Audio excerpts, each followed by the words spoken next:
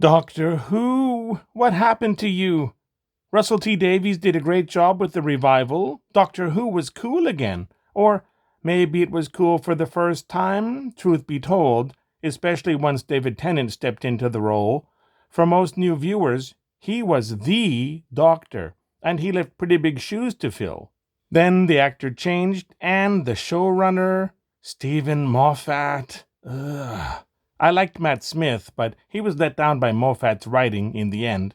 Peter Capaldi, too. I mean, the moon is an egg, and a dragon hatches from it and lays another identical moon egg before it leaves? That is part of canon now? I think Moffat started the downturn. The Weeping Angels, his creation, were amazing when they were introduced, but they came back again and again and again. Like the Borg in Star Trek, overuse of a villain dilutes their presence, diminishing them little by little. So many storylines from Davies and Moffat with Cybermen, or Daleks, or the Master. I really thought there had to be something new, not just another regeneration and a change of boss, something fundamental. What would do it? Untold stories of the Doctor's youth? How he started out before stealing the TARDIS as an old man and beginning the adventures we all knew?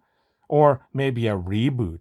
Just reset everything and tell the tale of the Doctor fresh. No history, no canon to be mindful of. Too controversial? Too alienating of longtime fans? What else was there? Then Moffat was leaving and Chris Chibnall was coming in. What was in store? Then I saw the Season 11 teaser. I know a small segment of the fandom, or perhaps non-fans, who wanted more diversity in certain casting choices, the same people who wanted James Bond to be a woman, hoped to see the Doctor regenerate as something other than male. We had seen it happen at the end of Moffat's run, with a Time Lord regenerating from man to woman, exclaiming, "Back to normal, am I?"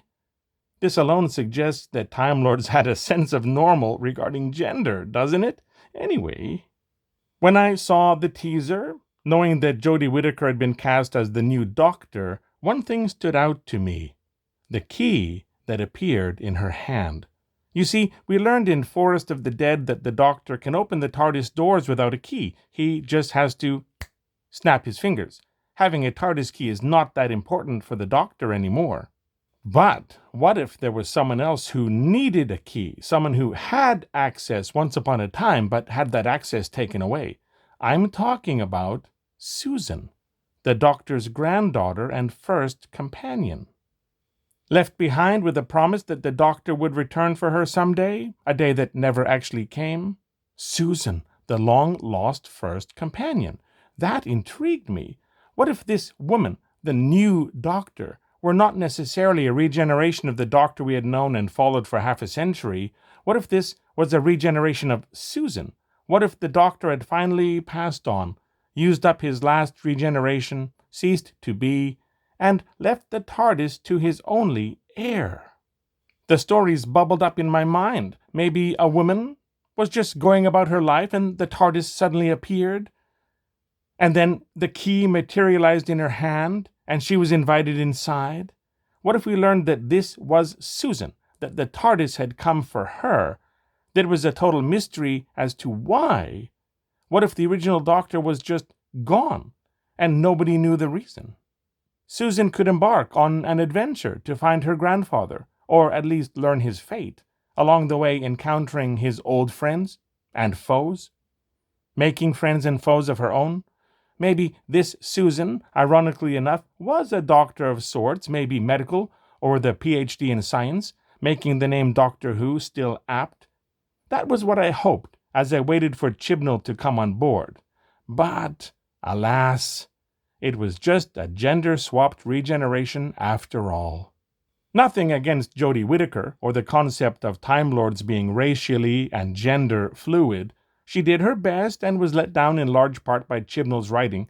But if it had been Susan, that would have been the fresh start the show needed, as far as I'm concerned. If it wasn't well received, then Susan could just find her grandfather, rescue him or whatever, and he could carry on as the Doctor we all knew. If it were well received, though, What a clean slate for writers to play with. Anyway, that is my little tale of the flames of hope and imagination being doused by pandering to audience segments in lieu of trying to take the show in a new direction. I have been Jason, talking about Doctor Who. Now it's on you. What do you think of my Susan-centric idea?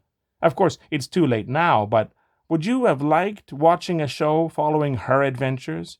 Where would you like to see Doctor Who go from now, seeing that it is at a crossroads and its future is uncertain? Leave a comment and share your thoughts. I would love to read them.